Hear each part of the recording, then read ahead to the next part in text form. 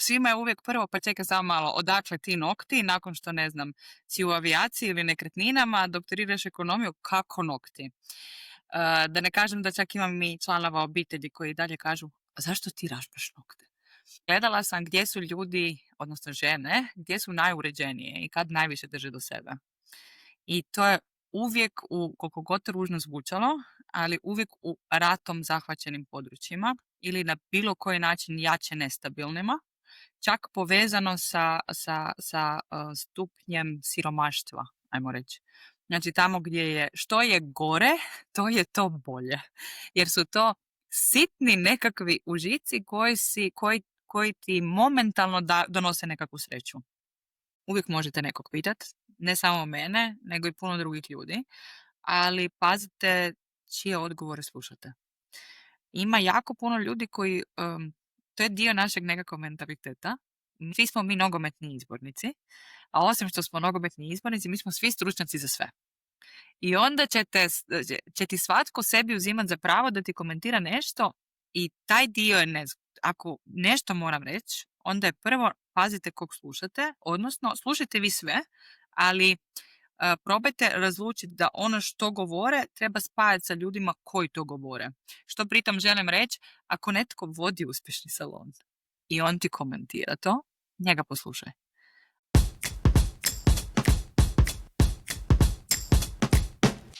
Dobar dan svima i dobrodošli u još jednu epizodu podcasta Iza zastora. Ako još niste, sada je najbolje vrijeme da se pretplatite naš kanal. Dostupni smo na YouTubeu i svim ostalim podcast platformama. Ako nismo, javite nam gdje još trebamo biti.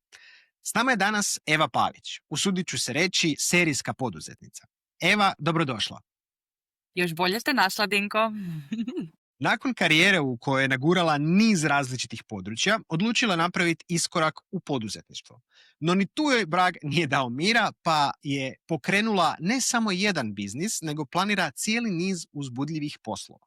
Danas s njom pričamo o beauty industriji, a vjerujem da ćemo sve ostale grane na kojima još radi pokriti kroz neke druge epizode.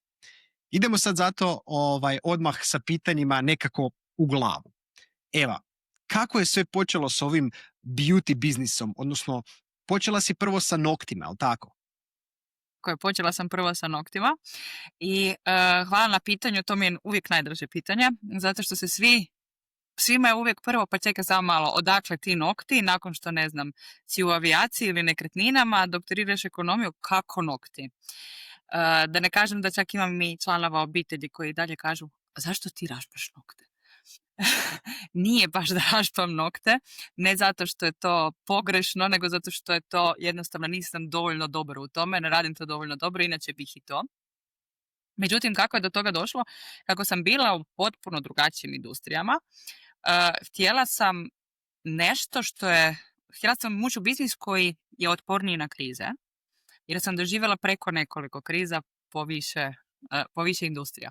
Kada te lupi, vjerujem da si isprobao, kada te lupi, kada te to zvekne, koliko god su, da se razumijemo. Ja načelno zaista vjerujem da su krize dobre i učine fantastične stvari na tržištu, one su genijalan filter i taj dio nekakav 6 mjeseci, godine dana od kako počne ta nekakva kriza, ostanu samo najbolji i ostane sve najbolje iz procesa i od ljudi i sve skupa. Tako da u tom smislu to je dobro. Međutim, cijeli taj proces do tog trenutka je prilično bolan na milion načina. Meni recimo osobno sa te nekakvog ljudskog aspekta gdje se, kako ona kaže, na muci se poznaju junaci, a onda upoznaš i one druge. I onda mi je to nekako uvijek malo nezgodno. I nisam htjela više biti u industriji koja je toliko podložna takvim potresima. I onda sam gledala šta bi to moglo biti. I vjerovo ili ne, čak sam se i tim bavila baš onak da ozbiljno idem istražiti. I gledala sam gdje su ljudi, odnosno žene, gdje su najuređenije i kad najviše drže do sebe. I to je uvijek, koliko god ružno zvučalo, ali uvijek u ratom zahvaćenim područjima ili na bilo koji način jače nestabilnima, čak povezano sa stupnjem siromaštva, ajmo reći. Znači tamo gdje je što je gore, to je to bolje. Jer su to sitni nekakvi užici koji ti momentalno donose nekakvu sreću.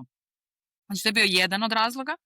Drugi od razloga ti je bio, ok, ne želim ništa iz svoje dvije najjače industrije, znači nekretnine i avijaciju, IT-u tek da ne pričam, nego sam htjela nešto skroz novo. I onda mi je bilo, ok, ovo je sad po prvi put ozbiljno poduzetništvo. Postoje različite definicije poduzetništva. Meni, moja osobna, koju sam si nekako iskristalizirala, je onaj moment kad počneš zapošljavati druge ljude i ne možeš spavati ako im ne možeš isplatiti plaću. Najgori dio poduzetništva. Je, zaista je. Sve ovo ostalo je nekakva porezna optimizacija, ali kad počneš isplaćivati nekom drugom plaću, onda postaje malo ozbiljnija priča. I onda sam gledala, ok, ko je poduzetnik? Šta radiš? I onda sam si razmišljala, ajmo se vratiti, znaš, na početke faksa. Na istom smo faksu bili. Znači, šta su nas točno učili?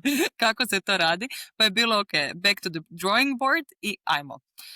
Što je poduzetnik? Poduzetnik je ona osoba koja rješava probleme s kojima se susreće svaki dan. I ja ne svaki dan, nego 20 godina se susrećem sa istim problemima u kozmetičkim salonima u Hrvatskoj, pa i puno šire.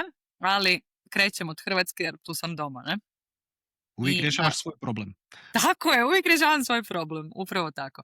I tu ti je bio, nemamo vremena u podcastu, niti ti imaš želje, vjerujem mi, da ti ne brojim sve što me smetalo u uslugama i što sam sve pokušala popraviti, ali to je bio nekakav džir. I naravno tu ti ima jedna, zašto su baš samo nokti krenuli, jer je tu nekakva emotivna komponenta. Naime,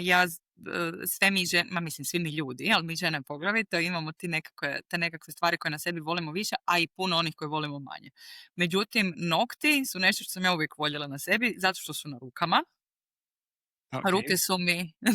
Ruke su mi, dlanovi kompletni mi izgledaju identično kao od mojeg djeda, kao moje mame. Vidiš genetiku skroz i gledajući, kad sam odrastala kao mala, gledala sam mamu kako bi jednom tjedno popodne uzela, osoba koja svakako nije mirna i stalno nešto radi, ali jednom popodne bi si uzela vremena da onako rasporedi hrpu tih alata i lakova po stolu i onda si lijepo radi manikuru.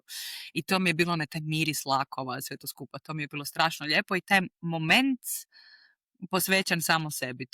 To mi je zaista bilo divno i to ti se nastavilo onda kroz, ne znam, ja sam već u osnovnoj školi stalno lakirala nokte, onda srednja škola i tu u srednjoj školi je bilo strašno fora.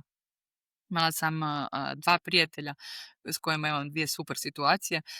Jedan ti je crtao je ljudima na haube od motora i od auta, airbrushom ti je crtao što god su ljudi htjeli. Inače i grafit majstor i tako to. A meni je pod satovima crtao sa kistom, sa jednom dlakom, mi je crtao na svaki nokat neku sliku. To ti je išlo tako daleko da recimo sjećam se jedne slike kao da je jučer bila. Na palcu mi je nacrtao, pazi sad, dvorac na jezeru po noći, koji je išao u toliko detalja da ti vidiš refleksiju tog dvorca u tom jezeru.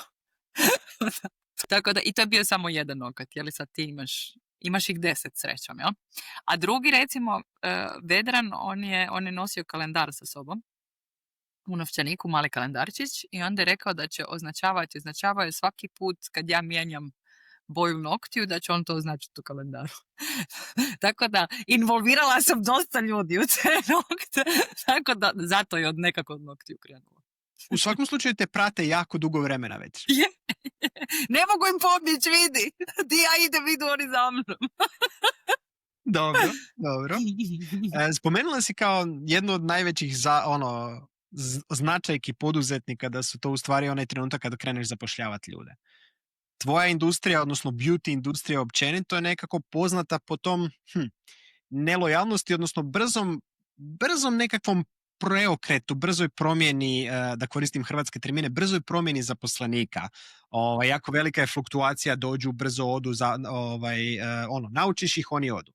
Kako je kod tebe? Kako nađeš nove zaposlenike? Kako zadržiš ih? Ja bih voljela pitati svoje zašto su ostale. Ok.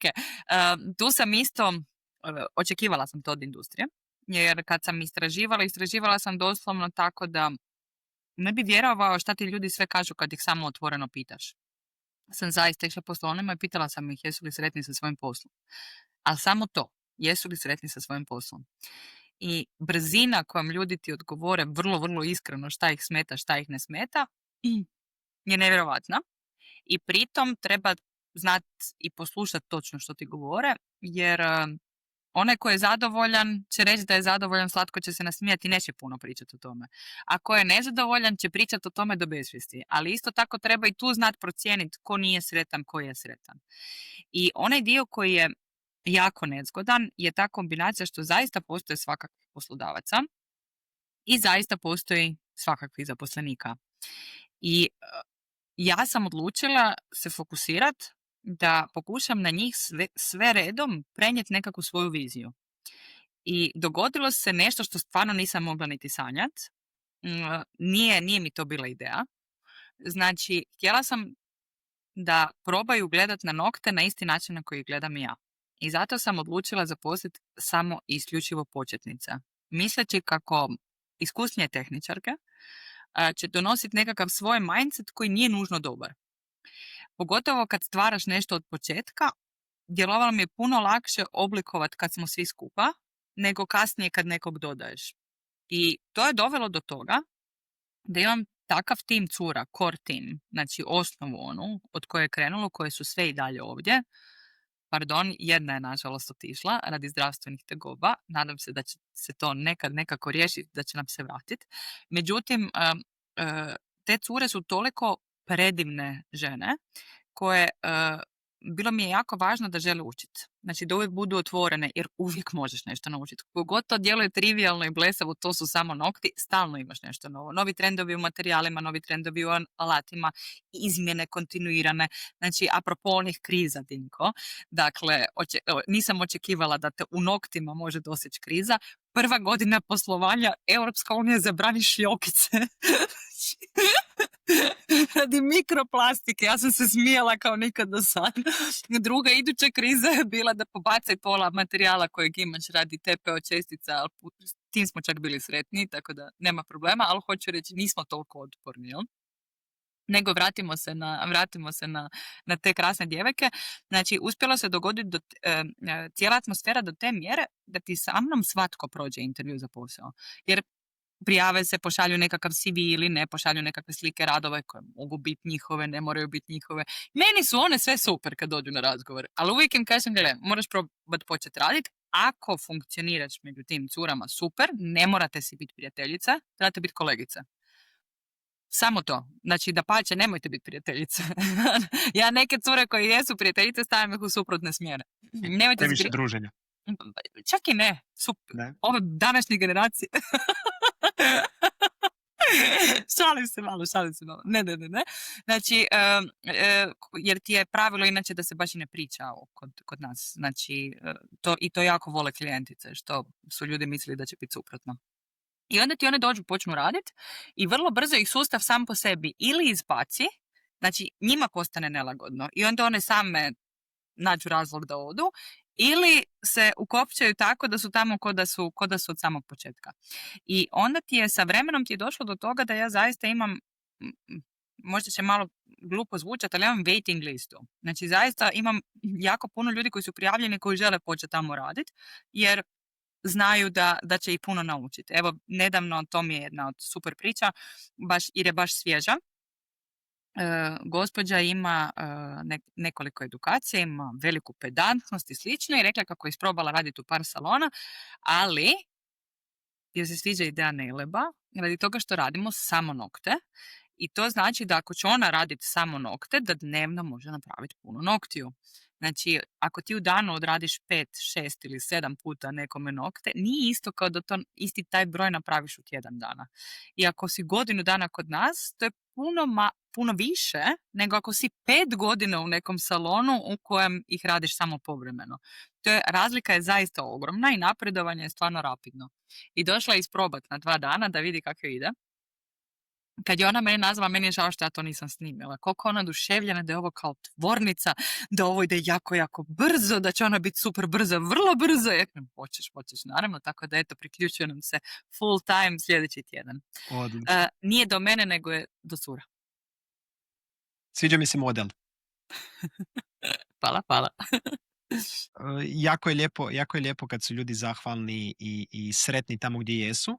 I onda pogotovo kad imaš tu opciju da ni ti kao poslodavac ne moraš cijelo vrijeme se bojat, nego jednostavno ne nastupaš iz te pozicije straha, nego nastupaš iz pozicije ok, želim da svi budu sretni, nije mi problem ako odu, ali želim da oni koji ostanu zaista budu tu jer žele biti tu, a ne zato što moraju biti tu. Pa ne, upravo to meni ti je, ovo ružno zvuči, ali ja ti sa svakim kim imam razgovor za posao, ja s njima odmah dogovaram kako će oni dati otkaz.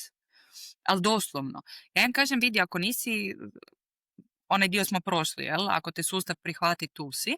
Međutim, ako nisi zadovoljna, daj reci. Jer imam cure neke koje su otišle, koje su imale nekakve bolje prilike ili u jednom ovom slučaju koji smo spomenuli zdravstvene tegobe, ali to je drugo, ali cure koje hoće otvoriti svoje salone. Ma da pače, ja ću ti pomoć, reći ću ti koji dobavljači su ti bolji za koji dio, gdje možeš ovako neke stvari koje sam ja fulala da ne fulaš sama, probaj naći ti neki način koji će možda funkcionirati, ali da ne ponavljamo iste greške. Mislim, njima je lakše pripremiti se i meni je lakše. Znaš, kad nema tih nekih skrivenih namjera i slično, svima je draže. Ali načelno isto imam jedno pravilo s kojima moje zaposlenice u početku nisu bile zadovoljne, su smatrale da to nije fair. Ja uopće onaj otkazni rok i slično, ajmo čim prije potpisati da smo svi sretni da čim prije odeš ako nisi zadovoljan. Znači ono doslovno u jednom danu, jer svaki dan ekstra koji si tamo, a ne želiš biti tamo, iz bilo kojeg razloga, to toliko peče, smeta i kiseli se da bolje da to stane.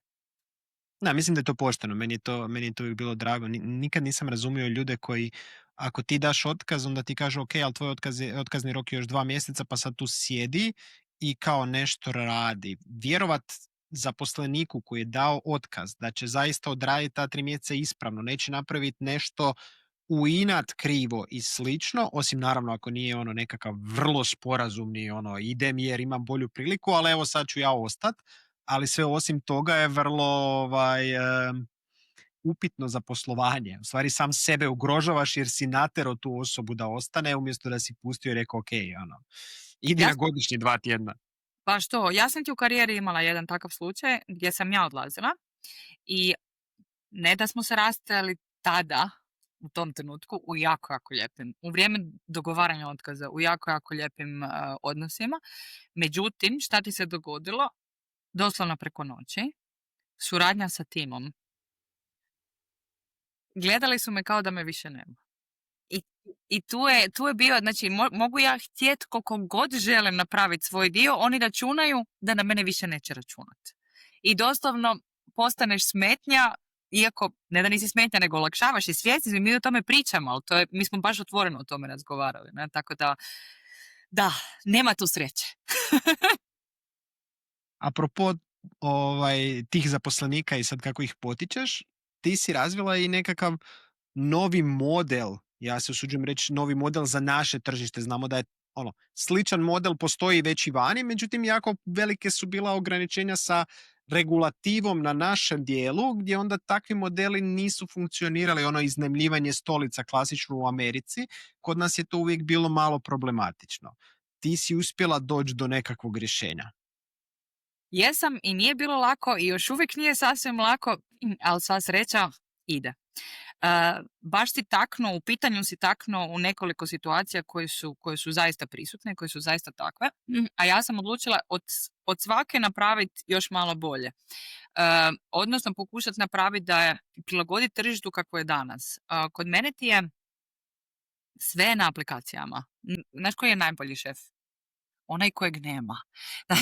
Znači, mene tamo nema nikad i ja mislim da su one toliko sretne radi toga da ti ne mogu opisati. Znaju da ako ja dođem, to je onda neki problem. Ili na nokte dođem. I uglavnom, tako je sve organizirano, pa mi to i olakšava puno situaciju upravo u tom novom poslovnom modelu koji si napomenuo, koji postoji čak i na našem tržištu, ali ne baš otvoreno. I ne baš jasno. Ja ću ti biti prilično direktna i otvorena koliko god to, je li to ok ili nije ok, pa ide. Jako puno salona, jako puno, rade ne na crno, nego ne znam imaju li išta išta sivoga, a da ne pričamo o nekim svjetlijim bojama, odnosno ne bojama, jel? U svakom slučaju, to je ne znam kako bi rekla, ja to i razumijem pogotovo u nekakvom početku kad uopće isprobavaš, to je, ajmo reći, lin pristup, ne? U kojem isprobavaš jel ti uopće ide, a onda malo zažmiriš, pa malo ovako, malo onako. Kod mene to nikad nije bila opcija. Znači, ja sam vjerovala nekako, ako je država sretna, ako su zaposlenici sretni, ako ih platiš onako kako ste dogovorili, ako si otvoren i transparentan prema klijentima, to je ok. U smislu svima će biti dobro. Ja sam znala da radi sebe, doslovno kakva jesam, da ja ne mogu nešto malo savit jer ću to zaboraviti. Jer ću biti rastresana, a ja volim mirno spavati. I sad ja razmišljam jel nešto se tu dogodilo ovako ili onako, zaista neću.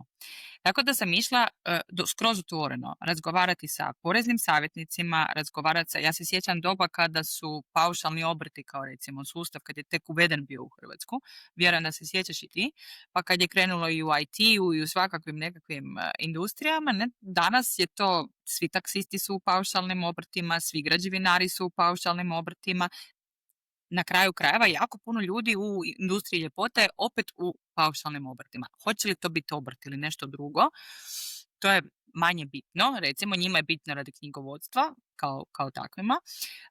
Meni je drago da već to postoji kao tako ako je sustav čist, u smislu da imaju jasne uvjete što i kako, a ne da ne da nam ništa protiv konkurencije. Konkurencija je super, ali zaista imam puno protiv toga, samo riječima, ne radim ništa po tom pitanju.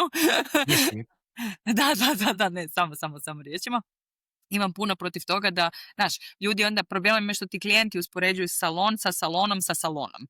A nije isto jel ti neko radi doma, jel ti neko radi zaista u salonu koji podliježe svim regulativama i kojih se pridržava ili kojih se ovako malo pridržava, znaš, usput, samo načelno, jel?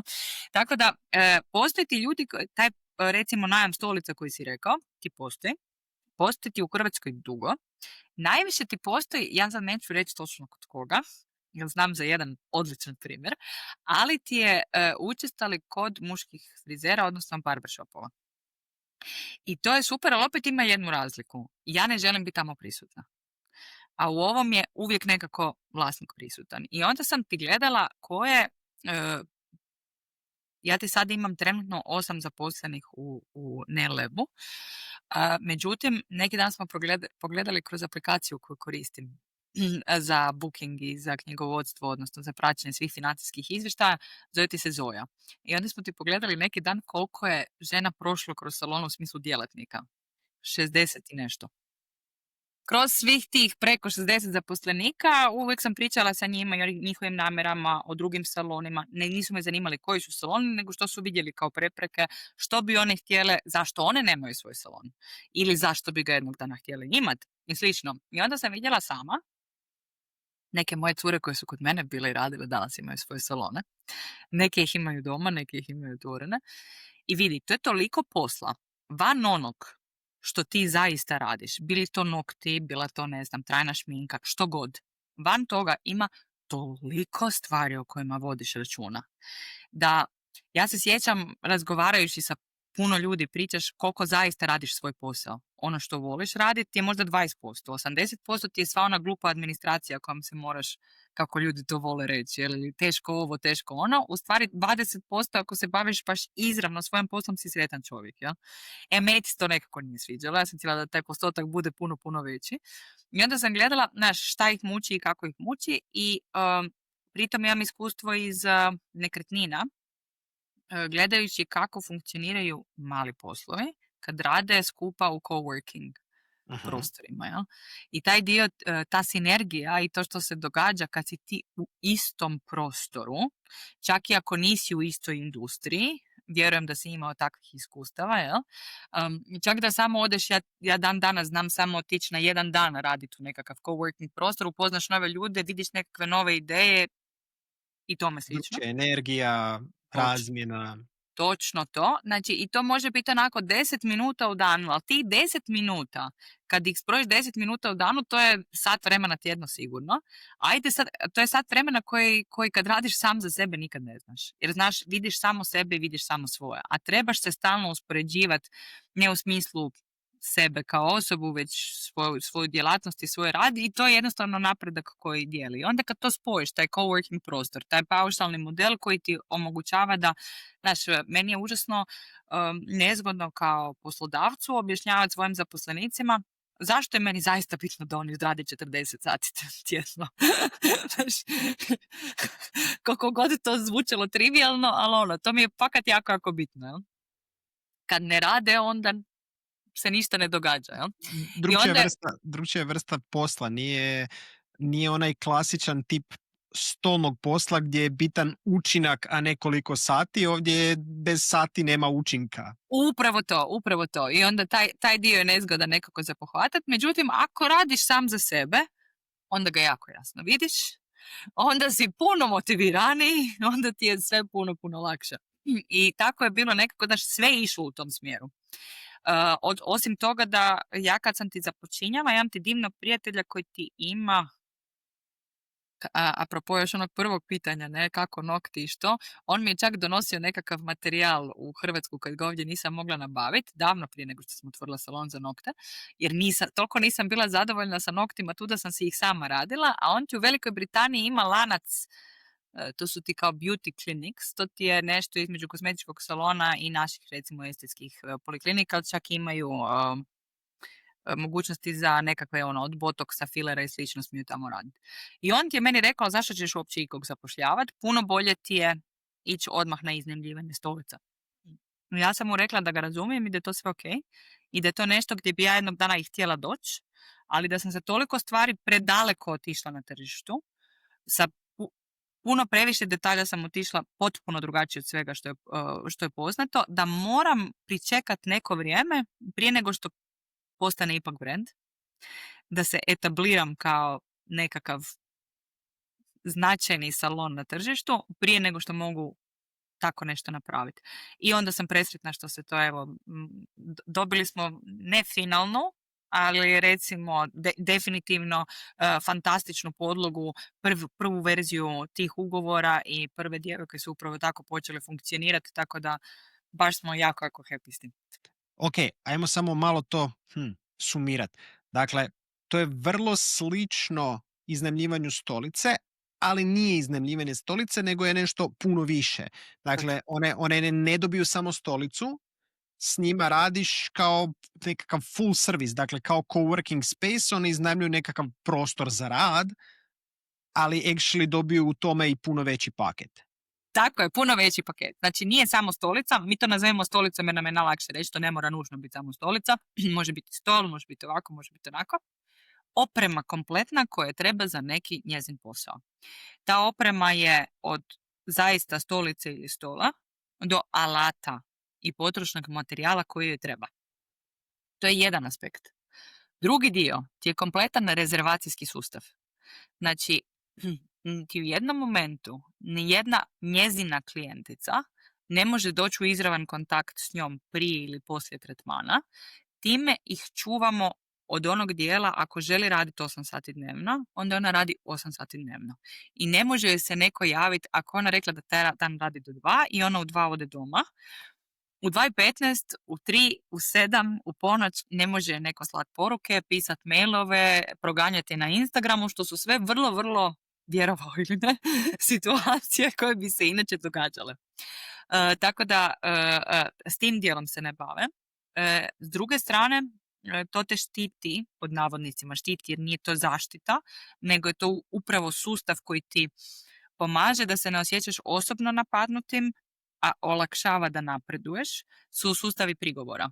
Znači, imamo call centar gdje se ljudi javljaju na telefon koji rade i narudžbe, ali uzimaju u obzir i pritužbe.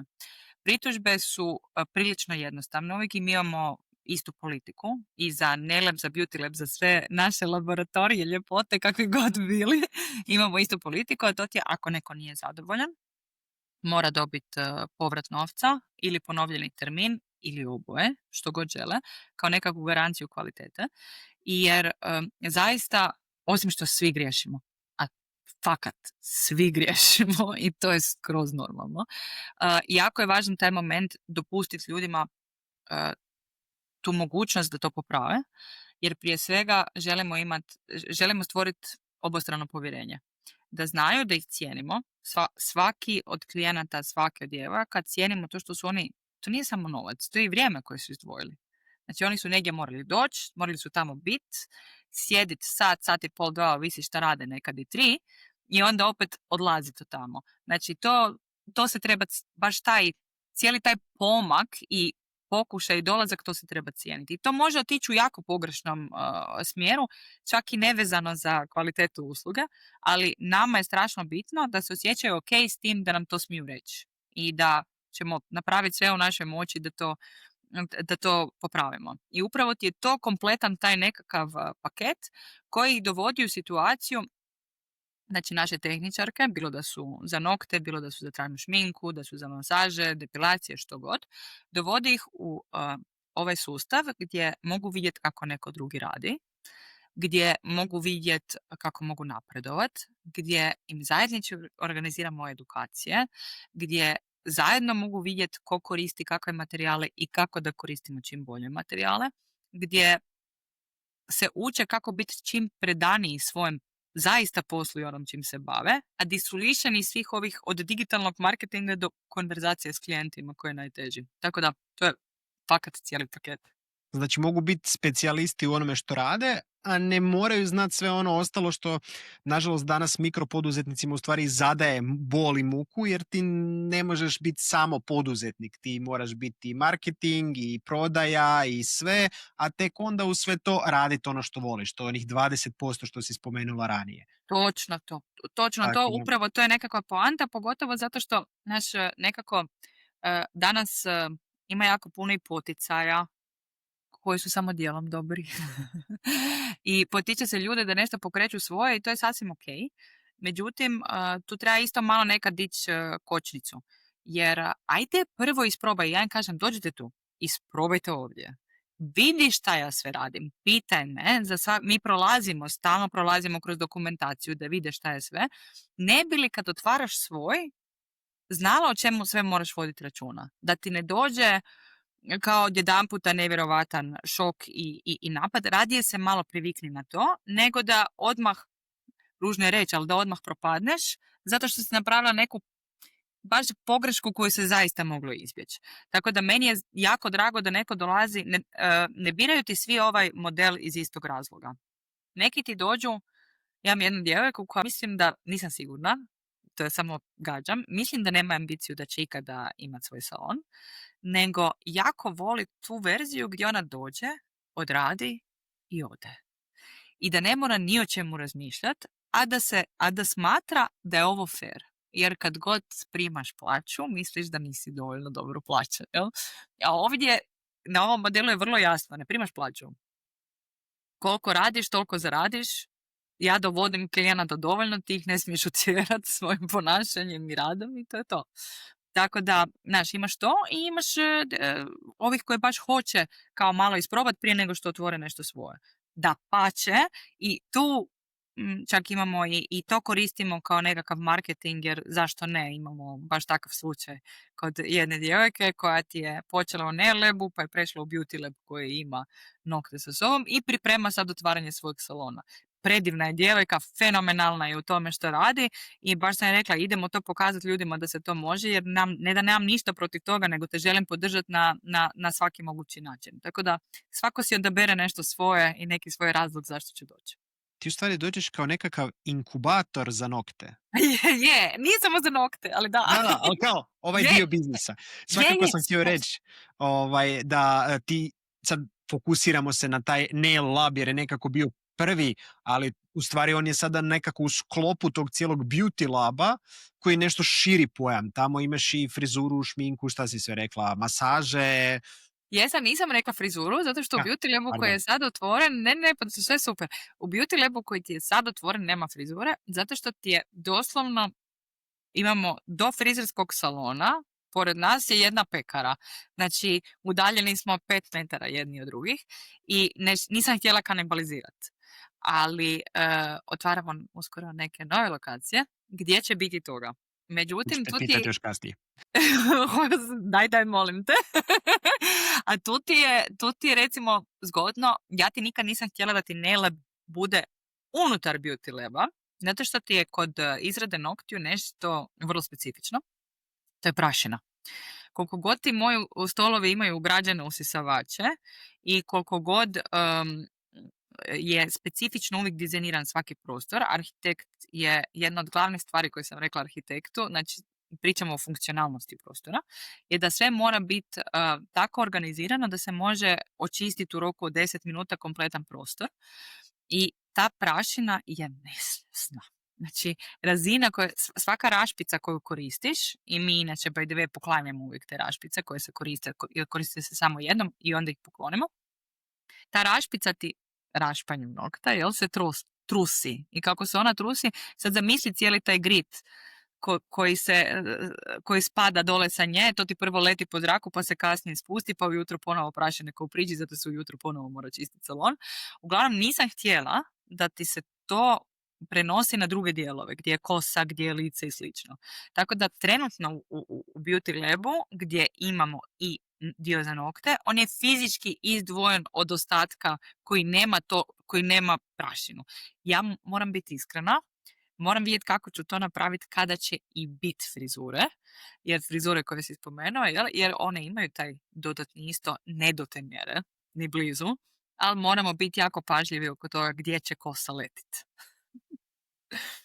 Neću se praviti da razumijem cijelu ovu problematiku od rašpanja kose i svega ostalog. Nekako nije moje područje, ovaj biznis dio možda je, ali vjerujem da je vrlo dobro proučen i čini mi se da je nešto što si onako studiozno proučavala, ako ništa dok si godinama sjedila s druge strane gledajući upravo tu prašinu kako leti. Tako da vjerujem da je dobro proučena tematika. Htio sam te pitati, druga strana medalje, osim onih zaposlenika s kojima sam otvorio ovaj razgovor, su klijenti. I rekla si, ok, klijenti imaju različite prigovore i svašta nešto. Kažeš da naručuju se preko aplikacije. Kako izgleda taj proces? Jer, čisto da napravim disclaimer, ja sam još prije korone, pa onda i za vrijeme korone sam imao diskusije sa ljudima u industriji, načelno mojom frizerkom, oko rezervacija i toga što kad se ljudi ne pojave, da li im uzeti novce, kako rezervacija funkcionira, zašto ljudi koji kažu da će doći se ne pojave, kako možeš nazvati, rezervirati termin i jednostavno ne doći, a ne javi da nećeš doći. Kako to izgleda sad sa ovom digitalnom verzijom?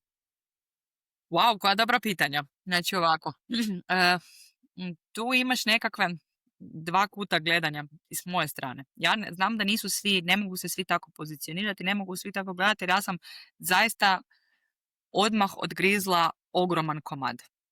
Što to znači? Ja kad sam ti otvorila sam imala 7 zaposlenika. Znači, započeli smo to sa 7 ljudi, jer sam ti ja rješavala, jedan od problema koji sam htjela riješiti je taj što, ne znaš, ali vjeruj mi na riječ, u Zagrebu često u salonima moraš čekati po 3 tjedna na termin. Često ti ne primaju nove klijente i pogotovo ako si u dobrom salonu, onda kad dođeš na tretman se naručuješ za ne 1 nego 2 iduća. Dobri nokti su zaista bitni, ne cijenjujem, ali pa ne može biti teže naručiti se za nokte nego za pregled kod zubara. To stvarno nema nikakvog smisla. Tako da htjela sam tu nekako izregulirati tu ponudu i potražnju i ja sam ti rekla sebi da uvijek moram, ako ti ne možeš naći termin u ovom tjednu za nokte, to znači da ja moram zaposliti još nekog. Znači da ih jednostavno imam premalo. Uvijek mi je taj bio neki dio koji sam htjela imati prazan, da imam mjesta za to. Samim time, meni nikad nije toliki problem ako mi se neko ne pojavi kao nekom drugom. To jednom se dogodi kad imaš, kad ti više zaposlenika u prostor ne stane i kad je sezona. I onda krećemo što ćemo sad. I tu ti je meni, inače moram ti reći da ti imam točne brojke. Znači van sezone ti je meni bilo propuštenih termina 7%. Ok, ne zvuči jako strašno. Ne zvuči strašno i ja bih zaista rekla da to i nije strašna brojka. jedno što tu nešto malo tu kao muči, ti je što tada, način na koji je podešena aplikacija, tada su klijenti mogli sami otkazati termin do 24 sata ranije. U 24 sata ćeš, ovisno o dijelu sezone i koliko zaposlenika imaš, ćeš teško naći. Danas neke moje cure, to jest većina mojih cura, sekundu kad im se oslobodi termin neko uleti. Ali do toga treba doći. To ne ide tako lako. Jel? Tako da vratimo se na ovaj dio gdje ti je 7%, nije neka velika brojka. Ali kad je staviš u eure, onda jako zapeće. I onda ti je, mislim, meni ti je dugo me na to nagovarao vlasnik aplikacije. Govorio zašto jednostavno ne uzmeš akontaciju. To napravimo preko noći. I ja sam ti se nečkala, ne bi, mi smo zaista je divan, ima nevjerovatno inženjerski pristup i zaista razumije šta radi, voli to što radi i slično i mi smo ti to radili jednu subotu popodne, kad više nismo radili, subota na nedjelju i ja se usudim uz njegov nagovor, kao ajde, idemo. Bilo me strašno strah upravo zato što sam uvijek htjela se još širiti. Dok mi to pričamo, hoćemo li, nećemo li, kako ćemo, već je prva platila akontaciju najnormalnije, bez ikakvih problema i to je to. Ljudi su danas na to naučeni. To nije isto kao što je bilo ranije. Naša politika, to ti je skroz normalno. Ako mi otkazujemo termin, naravno da vraćamo akontaciju. Inače ne bismo trebali, ako oni otkazuju unutar 24 sata ne, ali najčešće i tu vratimo ako je neko dovoljno normalan da samo javi, bilo porukom, bilo pozivom, ipak ne mogu doći, bolestan sam, ovo sam, ono sam, nikad ne razmišljamo nego automatski vraćamo akontaciju jer nije nam do toga, samo nam je do toga da neko ne, do onih 7%. Malo odgovornosti, čisto taj dio odgovornosti i poštivanja tuđeg vremena. Poruka kastim ili poruka neću doći. Ide daleko. Znaš šta, ako radi ničeg drugog, ajmo reći da novac nije bitan, a bitan je. Svima je bitan. Ali ajmo reći da nije bitan. Pa jel mogla ta tehničarka znati da je nećeš doći, pa si uzeti pauzu, otići prošetat, nešto napraviti. Ne, nego... Da, bilo šta. Nego mora, 15-20 minuta mora čekat, a imamo i pravilo kad te smije primiti. To je isto zanimljivo. I toleriramo 5 minuta kašnjenja. Sve više od 5 minuta tehničarke ne da imaju pravo, nego moje pravilo je da moraju odbiti termin. Što je njima često nelagodno, pa ga ipak prihvate. Jer ja kažem, vidi, ti možeš prihvatiti, ali samo ako si 100% sigurna da iduću i nećeš kasniti ni malo. To ovisi, znaš šta rade i kako rade, u smislu koji je tretman, pa se to tu mogu malo prilagoditi jer imaju one još malo buffera, ali zaista malo. Ali problem je što isti ljudi uvijek kasne. Da, to je više navika nego slučajnost. Dogodi se, ok, ne možeš naći parking, dogodi se da je neko iznimno čudo, ali više je stvar nekako osobnog habitusa i činjenica da jednostavno nisi krenuo na vrijeme, nego da je gužva u Zagrebu u 5 popodne. Upravo tako. Nemojmo se iznenaditi gužvama kao što se zimske službe iznenade snijegu. Fakat nema potrebe. Jer traženje parkinga postoji razlog zašto sam odabrala da je salon smješten u neposrednoj blizini manje od 60 sekundi hoda od ogromnog trgovačkog centra, nije trgovački centar, nego malo prodajnog lanca, da sad kao ne reklamiram. Ima 60 sekundi hoda. I onda kad neko kaže tražio sam parking, nisi. Kad nisi je tu pored i uvijek ima mjesto. Tako da to je glavna priča i evo doslovno malo prije mi je stigla nova recenzija sa 1 zvijezdicom, moje omiljene, na koju moramo nekako odgovoriti, a ja se uvijek prvo moram malo pročistiti prije nego što krenemo odgovarati na takve recenzije, jer je gospođa stalno kasni. Ona doslovno je danas komentirala kako, to jest jučer je bila na tretmanu, kasnila na tretman 10 minuta. Priznala da je kasnila 9, ali to je super, jer obično kasne 20, pa priznaju 10, tako da ovo je već nešto. Ali mi ti imamo mail kojem kad se ti naručiš ti kaže za to pravilo od 5 minuta. Da se i ne naručiš, to ti je glavna politika koja ti piše u opisu našeg salona. Znači, to piše i na webu. moraš se potruditi to izbjeći ako to želiš izbjeći. Ali ako ti se dogodi jednom, reći će ti. Recimo da nigdje nisi vidio, jer svi smo bombardirani sa informacijama. I kad prvi put dođeš, onda ti kažu 5 minuta vam možemo prihvatiti, sve ostalo, nažalost ne. Međutim, ona je već 3. put došla tako i bila je užasno ljuta što je 3. put kao radi problem oko toga. I sad, Jer vi još niste navikli da ona ima svoje vrijeme. ne samo da ona ima svoje vrijeme, nego, citiram, ona radi jako važan posao. Nokti nisu važni. Ali su njoj važni. Njoj su važni dovoljno da nam da 1 zvjezdicu, ali nisu dovoljno važni da dođe na vrijeme na termin. Radije 3 puta kasniti, 3 puta se svađati i uvijek kasnije oko 10 minuta. To je problem uslužnih djelatnosti. Nažalost, taj dio je da radimo s ljudima i ljudi nekad imaju loš dan, nekad imaju svašta, nekad je tu hrpa nekakvih drugih situacija, onda se najčešće to ispadne na onoj zadnjoj osobi, zadnjoj karici u lancu, na onom jadnom konobaru ili nekom ko ti je baš poslužio, naletio je. I onda se baš to tako ispolji, a recenzije uvijek onda tako nekako završe, ljudi ili su super zadovoljni ili su super nezadovoljni. Dok sam radio u bivšoj firmi su nam komentirali kako to da osobe koje rade za nas imaju tako dobre ocjene spram ostatka svijeta, jer imaju u prosjeku prilično dobre ocjene. Onda sam pokušao njima objasniti da u Hrvatskoj ili imaš 5 ili imaš 1. Mi kao Hrvati ne znamo dati ljudima 4, dati ljudima 3. Nas su i u školi kad smo se međusobno ocjenjivali, ako si dobar s onom nekom osobom čiji rad ocjenjuješ, napišeš 5, ako nisi onda ga ili zavaljaš ili daš mu opet 5 pa kao ajde, vratit će mi se karma. I onda nikad nemamo tu naviku doći i reći ovo je bilo prilično dobra usluga, dat ću vam 4 i ostavit ću ti recenziju sa 4. Ja to jako rijetko vidim od Hrvata, da smo nekom dali 4. Mislim.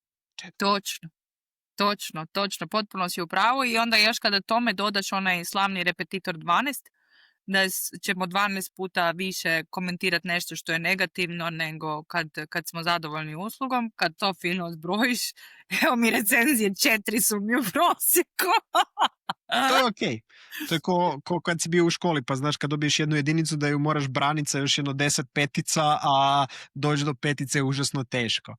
Ali mislim da su nekako i korisnici danas shvatili da vredi pročitat i mislim da i Marcel u našem razgovoru prije 2 epizode ili 3 spomenuo upravo to, a to je da u prosjeku je skroz ok imati nižu ocjenu od 5 i da je super jer navike korisnika su postale takve da provjeravamo što je korisnik napisao uz ocjenu 1 i to gledamo kao najgora stvar koja se može dogoditi. Dakle, ako zakasnim 10 minuta na tvoj salon, najgora stvar koja mi se može dogoditi je da će mi odbiti termin.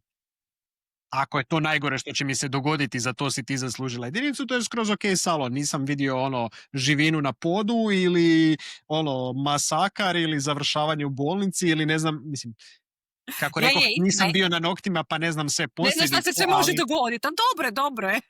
Fine si stvari imamo nekad i živine, mi smo ti pet friendly.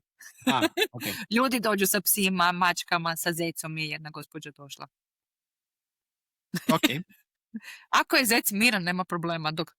Dok ti ne smeta za ruke, dok slušaš tehničarku i staviš na vrijeme ruku u lampu, sve je ok.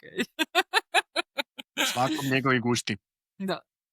Ok, ovim smo prošli ovaj dio povratnih informacija koji me isto zanimao jer to sam si rekao da ću pitati sve ljude u uslužnoj djelatnosti. Te povratne informacije od korisnika su nekad upravo to jedan od bolnih točaka svih u industrijama sa ljudima, baš zbog tog jako velikog negativnog dijela koji bude javno ispoljen, a ovaj pozitivan je često nekako tako to i treba biti, super sam sretan, ali to je business as usual. Normalno. Da.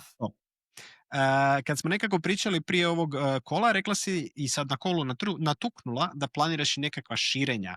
Hoćeš podijeliti s nama nekako možda ne detalje, ali kako vidiš Beauty Lab u budućnosti, na koji način vidiš da to ide dalje? Rekla si ovako, nemaš mira, pa onda koji je sljedeći korak? Da, vrlo rado.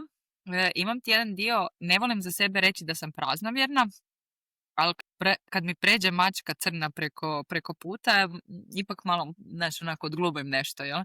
Ili potrudit ću se ne proći ispod ljestava ili otvarat kišobran u zatvorenom prostoru.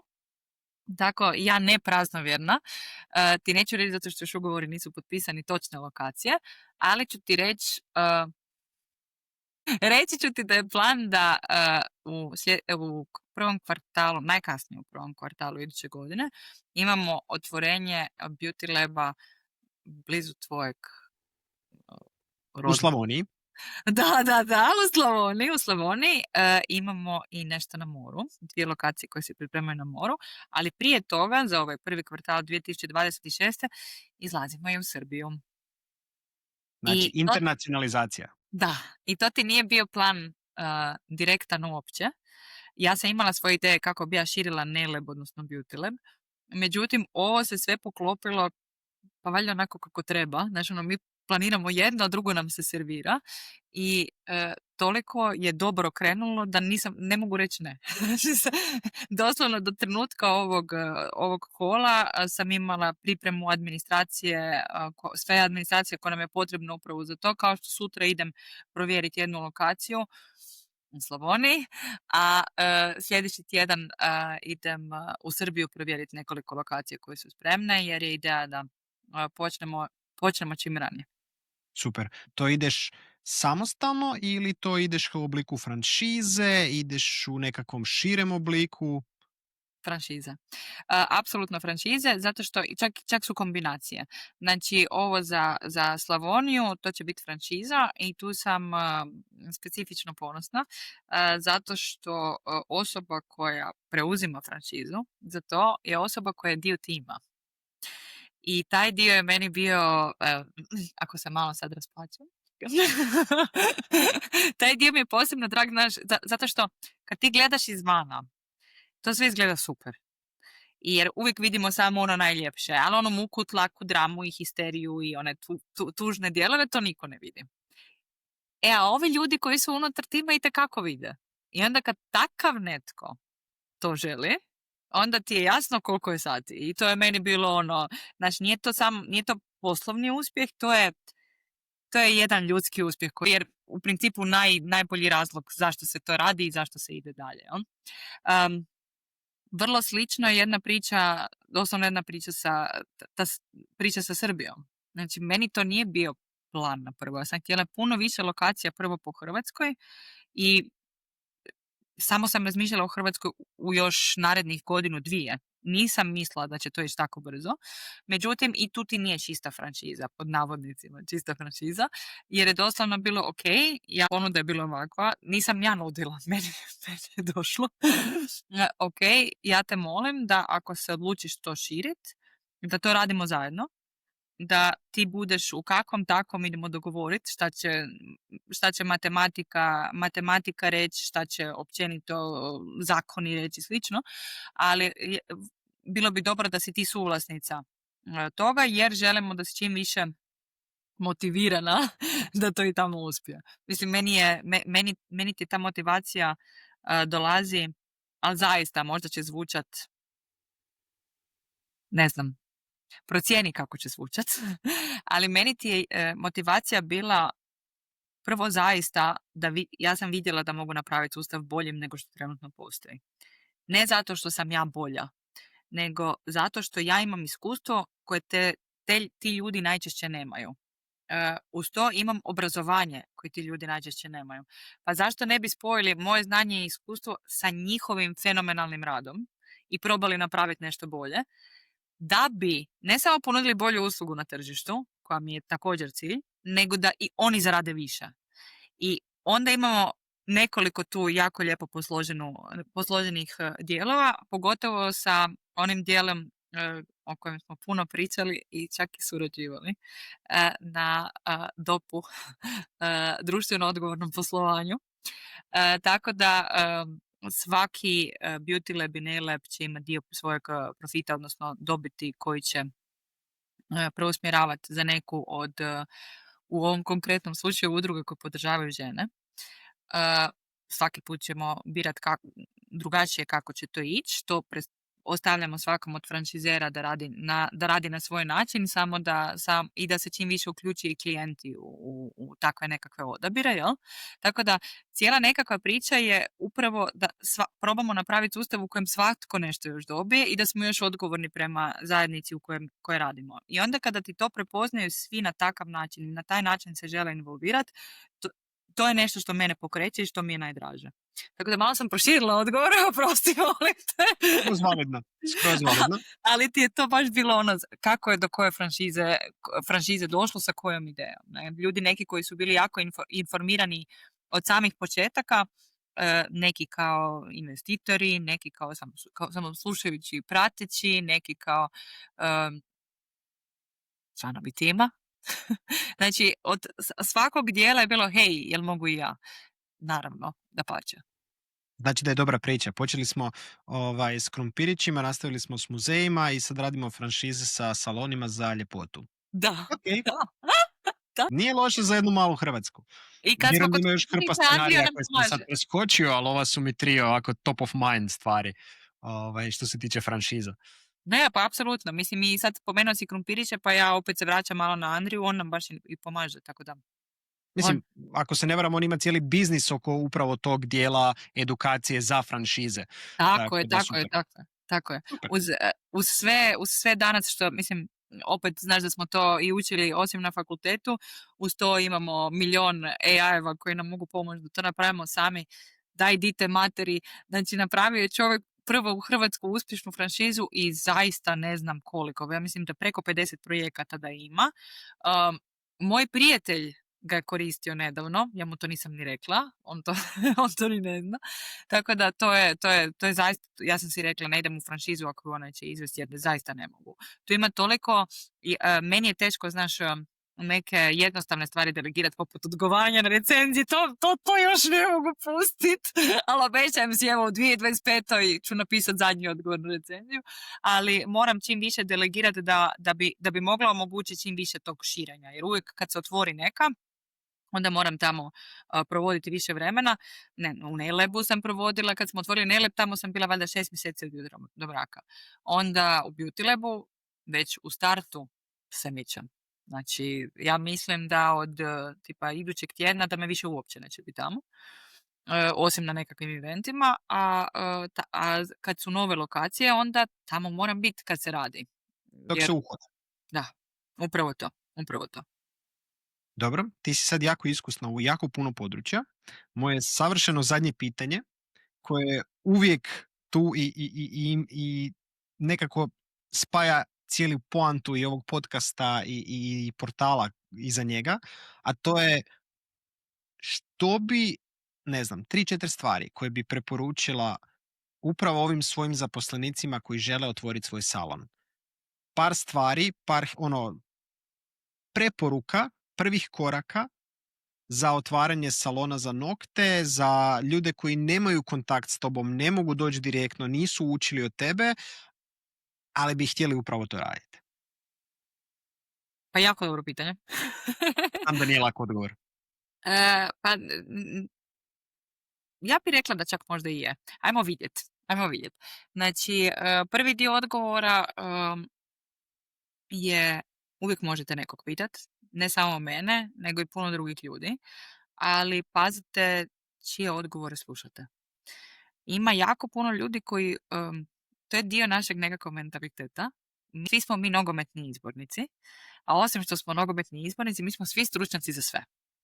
I onda će ti svatko sebi uzimati za pravo da ti komentira nešto i taj dio je, ne znam, ako nešto moram reći, onda je prvo pazite kog slušate, odnosno slušajte vi sve, ali probajte razlučiti da ono što govore treba spajati sa ljudima koji to govore. Što pritom želim reći, ako netko vodi uspješni salon i on ti komentira to, njega poslušaj. Ali ako netko nema veze sa tim poslom, nego ne znam, automehaničar, što je sve super, ali ti on komentira kako da vodiš svoj posao, eto onda baš nema smisla. Međutim, ako će ti dati nekakav drugi savjet koji nije direktno vezan za industriju, nego ne znam, kako knjigovodstveno nešto riješiti efikasnije, to poslušaj. Znači, jako je bitno razlučiti ko ti daje savjete. To bi rekla da je apsolutno prvi savjet, ali uvijek treba pitati. Rekao si 3-4, ok, ajmo na drugi savjet. Drugi savjet je, ne treba se bojati niti jedne od institucija. Jer sve su koliko god i birokracija i institucije svima išli poslovično na živce, svi tu postoje s nekakvim razlogom. Tako da ono što je super je ako se vi lijepo postavite prema svakom od njih, oni će vam pomoći. Tako da ja kod svake, ne samo lokacije, nego kod svega, ja na speed dialu imam te ljude. Onda ti je meni smiješno kada ti meni neko priprijeti, znaš, a to je klasična fora. Kad se naljute, pa, ili osim recenzije, lošom recenzijom kom prijete, jer prvo, neki od njih prvo prijete, jel? Druga prijetnja je zvaću ti poreznu. Super, mi se čujemo meni su na speed dialu, ajde nazovi ti. Znači, jer to je taj dio onog lijepog spavanja. Ne? Znači, što želim reći time? Sve ih treba pozvati unaprijed. Dajte, dođite pa pogledajte, jer to su ljudi koji, ok, rade svoj posao, nema nikakvih tu svađa, nekad ne razumiju.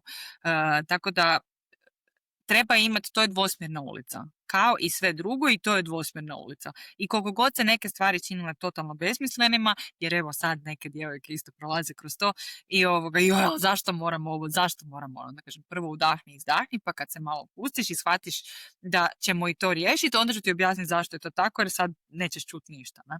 To je recimo drugi savjet. Jel? A treći savjet je odnos prema klijentima. Poštovanje. I taj zadnji dio poštovanja treba poštivati svakog svojeg klijenta, kao što mi to radimo i sa novcem i sa vremenom, treba ih shvatiti da nismo svi za sve. Da to što nekom ne odgovaraš ne znači da nećeš odgovarati nekom drugom, ali da uvijek treba kritički se osvrtati na svoj rad i pokušavati biti stalno bolji i uvijek nekako učiti. I tu kao najvažnije za kraj treba biti poštovanje sebe. Jer vidim da baš kod početnika jako često krenu sa idem napraviti sve što mogu da dobijem čim više klijenata, pa će mi onda biti lakše. Tu često spuste jako svoje cijene i postanu jako dostupne i time dolaze među klijente koji će ih kasnije jako puno koštati. Ne u financijskom smislu samo, nego u puno drugih smislova. Tako da treba imati taj neki lijepi balans između toga da se ima poštovanja prema klijentima, ali i treba znati kad je dosta. Postaviti svoje granice. Tako je. Dobro. I daj mi još par konkretnih savjeta. Gdje naći materijale? Gdje kupiti opremu? Imaš ideju možda prst palac koliko treba za početak nekoj osobi, čak i da pričamo ovaj dio što smo ranije pričali, nekakva siva zona gdje neko testira, ne lean pristup za doma. Mm-hmm. Kako? Koliko? Mm-hmm. Imam, naravno da imam. Onaj dio koji je recimo na šta ja sad uvijek gledam. Volim da su koliko god to možda ružno zvučalo, ja volim da su proizvodi proizvedeni u Europi. Ja ne mogu biti 100% sigurna da jesu, ali napravim sve što je u mojoj moći da sam najbliže tome. Zašto je to tako? Zato što Europa ipak ima, kao i u svim ostalim industrijama, tako i u ovima, najstrože regulative. A kad je ta regulativa stroga, za to postoji razlog. Tipa, vjerojatno ne znaš, ali ću ti reći, od 1.9. ove godine ti se dogodilo da ti jako puno proizvođača, došao je novi zakon na snagu, gdje smo sve proizvode koji sadrže TPO, da sad ne objašnjavamo što je kancerogene čestice, sve se to moralo baciti. I tu ti je masa ljudi zaista podivljala i bila u histeriji s tim, ja ih potpuno razumijem. Mi smo recimo morali baciti otprilike 3.000 eura robe, ali ja nikad nisam bila sretnija. Nikad nisam sretnije bacila 3.000 eura, jer zamisli koliko loš proizvod mora biti ako ga smiješ pušit, jel tako? A znamo da to uzrokuje rak. I regularno kupujemo svi cigarete. Zamisli, ja ne, ali znaš što hoću reći. Zamisli koliko loš mora biti taj proizvod da ti zakon mora zabraniti da ga koristiš. Znači, katastrofa nad katastrofama. I to je upravo razlog zašto ja kažem ajde kupujmo u Europi. Jer ako je proizvedeno, čak i ako su dijelovi ili komponente došle od nekuda drugdje, ipak ih tu neko kontrolira. Tako da zato bi svakom preporučila da uvijek ide u tom smjeru. Zatim, pitao si, htjela bi biti još konkretnija jer si me to tako i tražio. Voljela bih da ljudi ne pogledaju samo lump sum, znači nekakvu ukupnu svotu, koliko će ih sad koštati puno tih proizvoda. Ja mislim da se to ne smije raditi tako, nego evo primjer, ako neko ide na nokte, nek si prvo kupi samo dijelove za raditi trajni lak. Nakon što napravi to za trajni lak, onda nek si kupuje za gel. Znači redom da nadokupljuje. Nek ne kupi odmah 1.000.000 boja, jer 90% ljudi žele nude nijanse, crnu i crvenu. Sve ostale boje su potpuni višak. Znači sa 10 boja si pokrio 90% žena sigurno. Tako da tu u tom smislu problema nema. Zato govorim malo po malo. I tu ti često gledaju, ne znaju usporediti dobro. I to je onaj dio koji, najlakše ti je, toliko ti je previše informacija, da onda kažeš im zatražiš ponudu i kažeš dajte mi sve što mi treba, a oni ti zaista naprave što misle da ti treba za salon, a tebi za doma ili ovaj lini pristup ti ne treba sve to skupa. I upravo iz tog razloga govorim da se kupuju ovi manji dijelovi. Ili kad vidiš sve to odjednom, onda ti je ogromna cifra i gledaš kako da ju sniziš i onda ideš na najjeftinije materijale. A to se zaista ne isplati zato što udio materijala u trošku ukupnom usluge je između 5 i 10%. Ne smije prelaziti 10%. Najveći udio, i to je dio koji često početnici ne uračunavaju, je koliko košta njihov sat rada. Ja sam jednoj djevojci koja sad radila je kod nas davno i sad priprema otvaranje svojeg salona. S njom sam prolazila kroz njezine troškove i šta i kako naplaćuje. Molim te, probaj pogoditi, kad smo sve maknuli ostalo, šta ona sve radi i kako radi, koliko je ona dobivala po satu, odnosno odredila da je njezina satnica. Pogodi. Jako mi je teško jer ne razumijem industriju, ali reći negdje 10 eura. Odlično. 2. Kad je ona ostala u šoku, kad je ona vidjela to napisano, pa kako? Rekao, zato što nisi uračunala ovo, ali to jer često ti je, koliko god kao ne bi smjeli to, ali usporedbe muškaraca i žena, mi smo još sklonije tome, to mi nije ništa. Pa to mi je lako, to mi je usput. I onda kad to sve usput staviš na papir, ispadne da je jako puno usputnih tih situacija uopće nije računala. A to je sve dio posla. Ali računaju koliko ih košta materijal. Pa da se vratimo na tvoje pitanje, europski proizvođači, moderni brendovi svakako, jer nažalost ono što je najpopularnije ovdje je nešto što je zaista prastaro i kao što smo sad vidjeli zakonom moralo biti zabranjeno. A postoji razlog, nisam ja za tim pomodno, znaš, da kao idemo za trendovima. Ne, nego jedan od trendova koji je zaista dobar je da se prati zdravlje. A to nam je dosta bitno, rekla bi. Tako da ne znam je li ti bilo dovoljno konkretno. Je. Ljudi su uspjeli, nadam se, u stvari, dobiti dobar dojam i o samom biznisu i o nekakvom načinu i više informacije uopće kako izgleda taj dio, ajmo ga nazvat, beauty industrije. Odlično. Hvala ti puno na vremenu. Ovaj podcast će biti malo duža epizoda, ali vjerujem da imamo zato jako puno kvalitetnih informacija unutra. Stavit ćemo linkove i na Evin salon i na sve ostale stvari koje radi. Vjerujem da ćemo se s Evom čuti još oko nekih drugih projekata u nekom drugom trenutku. Vama svima hvala na pažnji. A ako se do sad još niste pretplatili, onda je sad krajnje vrijeme da se pretplatite ako želite dobiti obavijest o sljedećim epizodama i svemu što radimo. A do tada želim vam ugodan ostatak dana. Hvala svima.